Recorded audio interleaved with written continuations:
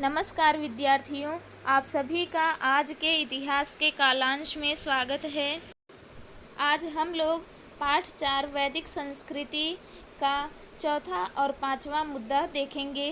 चौथा मुद्दा है धार्मिक संकल्पनाएं और पांचवा है शासन व्यवस्था। हम सबसे पहले चौथा मुद्दा देखते हैं, धार्मिक संकल्पनाएं। वैदिक समय में जो लोग थे वो किस प्रकार से पूजा पाठ करते थे। वैदिक समय के लोग जो हैं सूर्य, हवा, वर्षा, बिजली, आंधी, नदियाँ जैसी प्राकृतिक शक्तियों को देवता के रूप में मानते थे और उनकी पूजा करते थे।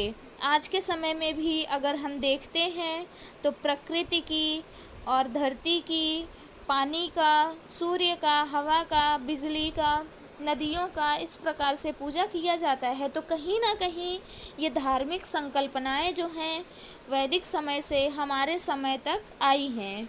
ये सभी प्राकृतिक शक्तियाँ हमारे जीवन के लिए बहुत ही महत्वपूर्ण होती हैं और उस समय इसके लिए प्रार्थनाएं जो हैं वेदों में लिखे गए थे।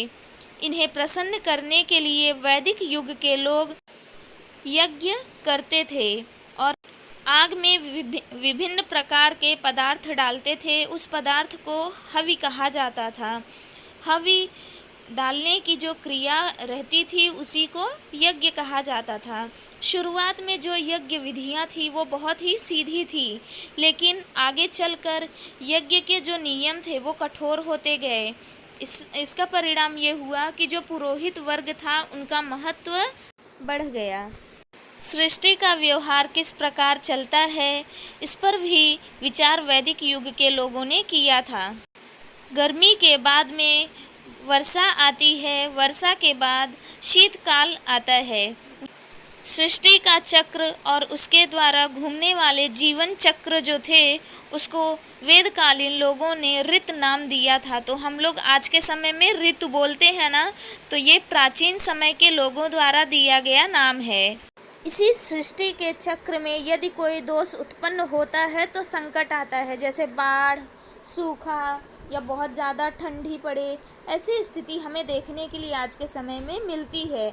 और उस समय के जो लोग थे, वैदिक समय के लोग थे, इसके लिए वो सावधानी बरतते थे, जैसे पेड़ों को ना काटना, जल को बचा कर रखना। लेकिन आज के समय में अगर हम देखते हैं तो पेड़ काट करके बिल्डिंग्स बनाई जा रही हैं।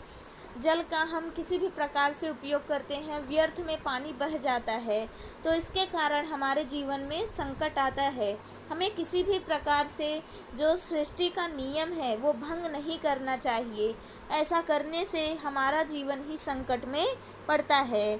और जो वैदिक समय के लोग थे वो मानते थे कि सृष्टि के नियम को यदि हम मानेंगे तो हमारे धर्म का पालन भी होगा।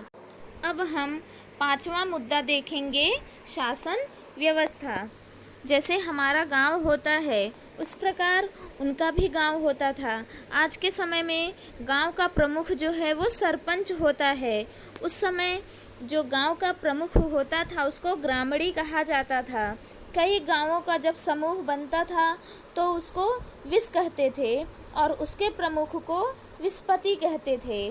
कई विश मिलकर जन बन जाते थे और यही जन जो हैं आगे चलकर जनपद के नाम से कहलाए। जैसे जनपद जौनपुर, सुल्तानपुर, इस प्रकार से हम अपने गांव में देख सकते हैं। तो इसी प्रकार से जनपद बना। कई गांवों का जब समूह एकत्रित हुआ तो विश बना। जब विश एक साथ में आए तो जनपद बना। आज के समय में जो शासन व्यवस्था है वो प्रधानमंत्री, मुख्यमंत्री, जिलाधिकारी और जो पुलिस भाग है वो देखते हैं। लेकिन प्राचीन समय में राजा जो होता था वही प्रजा की रक्षा करता था, कर इकट्ठा करने का काम करता था और अच्छे तरीके से शासन व्यवस्था चल सके इसके लिए भी कार्य करता था। आज के समय में अगर हम देख सकते हैं तो प्रधानमंत्री, मुख्यमंत्री आदि की सहायता करने के लिए कई अधिकारी नियुक्त किए जाते हैं। उस समय में भी राजा जो है एक अकेला कार्य नहीं कर सकता था, उसके लिए कई लोगों की आवश्यकता पड़ती थी।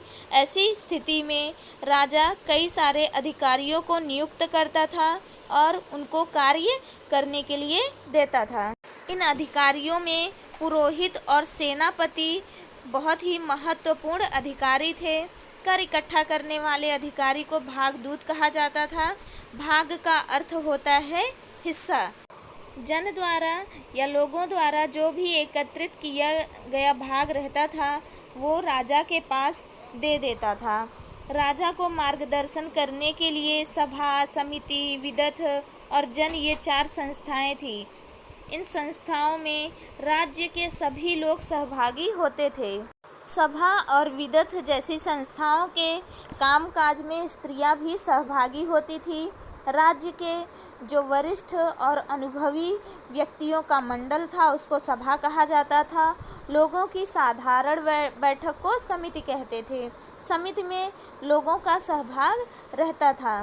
आज के समय में भी यदि हम देखते हैं तो प्रधानमंत्री, मुख्यमंत्री, अधिकारी वर्ग या जो अन्य मंत्री रहते हैं वो सभी एकत्रित होकर के मीटिंग लेते हैं ताकि लोगों तक जो भी सुविधाएं हैं वो पहुंच सकें, या लोगों को कुछ समस्या आ रही है या फिर कोई आपातकालीन स्थिति है, ऐसी स्थिति में मीटिंग करके लोगों की समस्याओं को सुलझाने का कार्य किया जाता है।